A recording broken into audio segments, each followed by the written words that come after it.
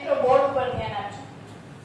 તો પાન દોરવા માટે આ રીતે એક સરસ મજાની ડાળી જે આડાવડી હોય અહીંયાથી આ રીતે પાન દોરવાનું. એમ નજીક લઈ જવાનું. ઓકે, ત્યાર પછી અહીંયાથી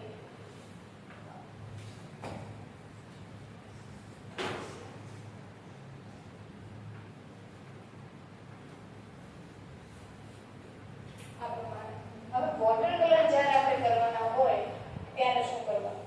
તો અહીંયાથી ગ્રીન કલર લેવાનો, પછી બોળવાની, પછી એને ક્લીન કરવાની. નોર્મલ કલરમાં બોળ્યા પછી આગળનો જે પોઈન્ટ છે એને વધારે કલર ના લાગે એટલા માટે સેજ એવું બ્રશને દબાવી દેવાનું એટલે નોર્મલ કલર હોય એ બહાર નીકળી જાય. પછી બ્રશને અહીંયાથી ફેરવવાનું અહીંયા સુધી, ડાર્ક ટુ લાઇટ લાઇટ થાય ત્યાં સુધી. પછી બ્રશ ધોઈ નાખવાનું અને એમાં કરવાનો યલો કલર. યલો કલરને બરોબર વચ્ચે કરવાનું, બરાબર. પછી બે કલરને મર્જ કરી દેવા એટલે આ